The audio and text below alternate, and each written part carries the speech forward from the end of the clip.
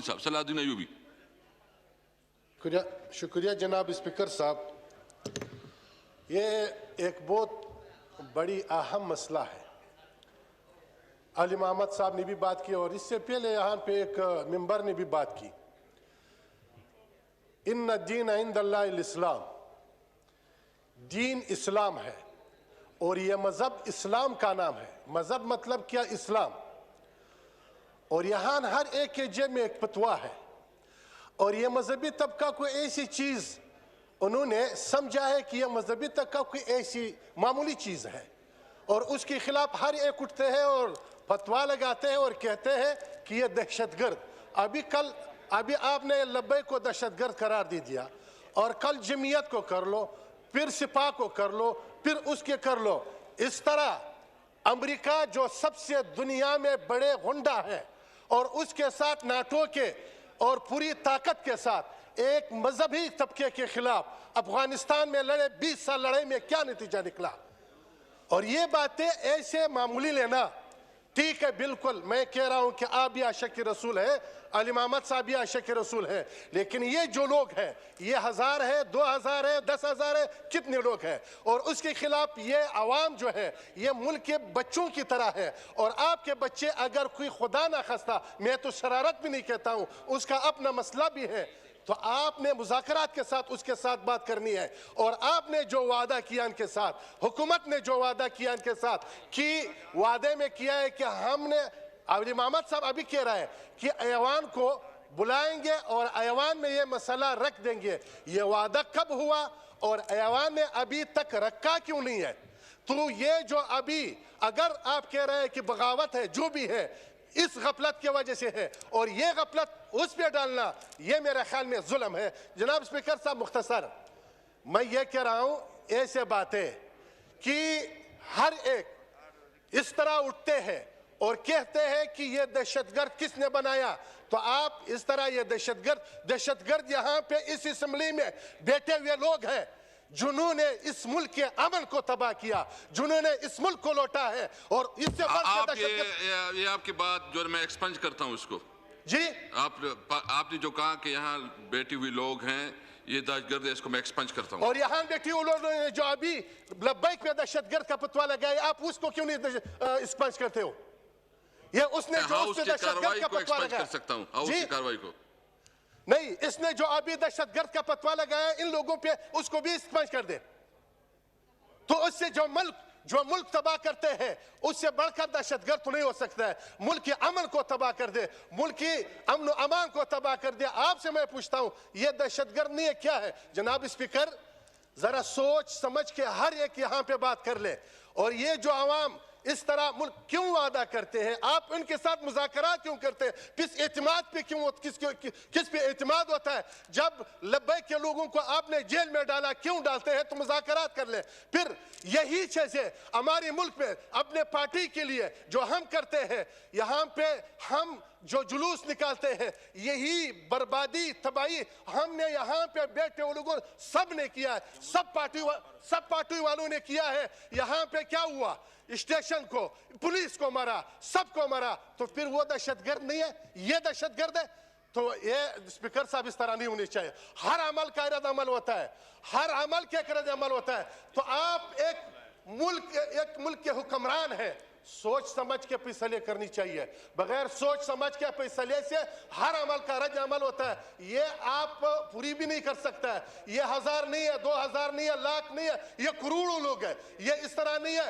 رسول اللہ صلی اللہ علیہ وسلم کے ناموس پہ ہم سب سر قربان کرتے ہیں, صرف منہ سے نہیں, زبان سے نہیں. اور ہم نے عملی ثابت کرنا ہے. شکریہ, تھینک یو جی. میں ایک بات بتاؤں, اس ہاؤس میں کوئی آدمی ایسا نہیں بیٹھا جو حضور صلی اللہ علیہ وسلم کی شان کے اوپر اپنی زندگی نہیں قربان کر سکتا.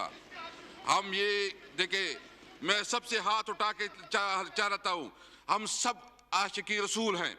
ہم سب جو ہے نا ہمارے لیے اتنا جتنا مطلب ہم سمجھتے ہیں کہ ہم جو ہے نا حضور صلی اللہ علیہ وسلم ہمارے لیے اس کے بارے میں ہم کوئی سیاست نہیں کر سکتے. میں نے پہلے بھی کہا تھا. جی محسن داور پلیز.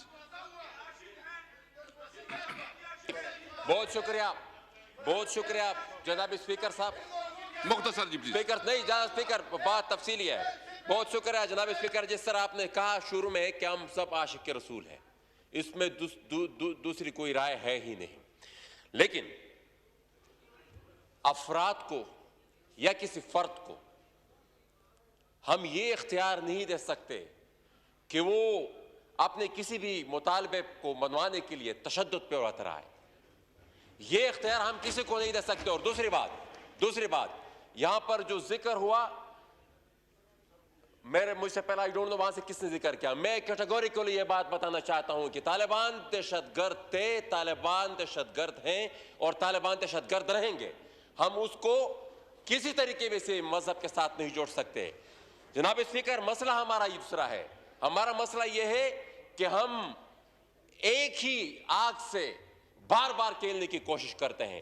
یہاں پر یہ بات ہوئی کہ ہونی چاہیے یہ تحقیقات کہ طالبان کو کس نے بنایا, کیوں کر ہم نے کرائے کی جنگ لڑی افغانستان میں, اور اس کے پھر کیا کانسیکوینسز تھے, کیا رد عمل اس کا آیا, پھر ہم نے کتنا سفر کیا اس رد عمل سے, اس جنگ, وہ جو کرائے کی جنگ ہم نے لڑی, اس سے پھر ہم نے کیا بحیثیت اسٹیٹ ہم نے کتنا سفر کیا.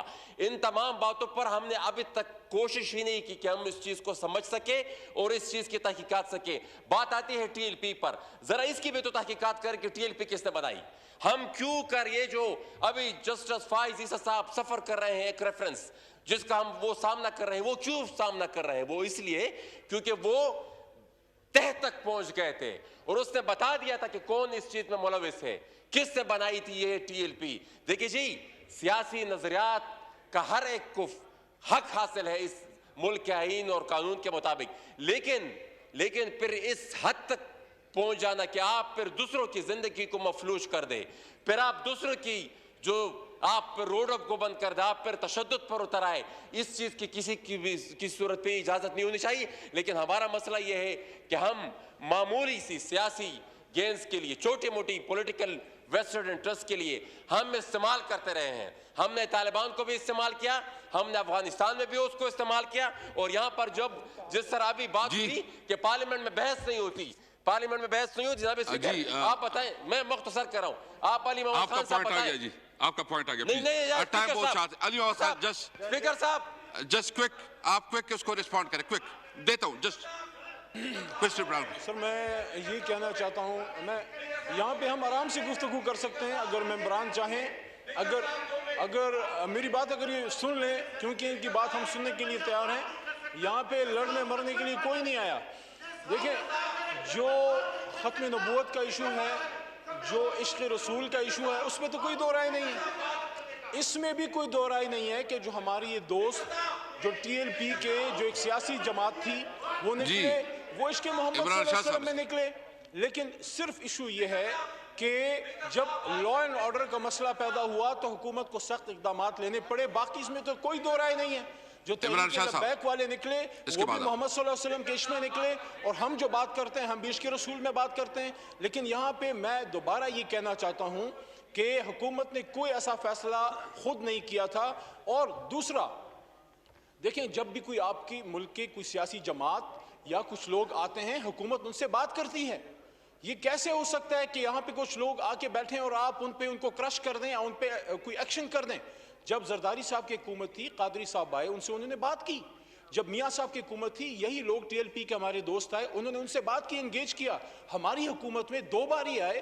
ایک ٹائم پہ جناب شہریار خان آفریدی صاحب انٹیریئر منسٹر تھے, انہوں نے اپنے قادری صاحب کے تعاون سے ان سے انگیج کیا اور پرامن طریقے سے معاملہ حل ہوا.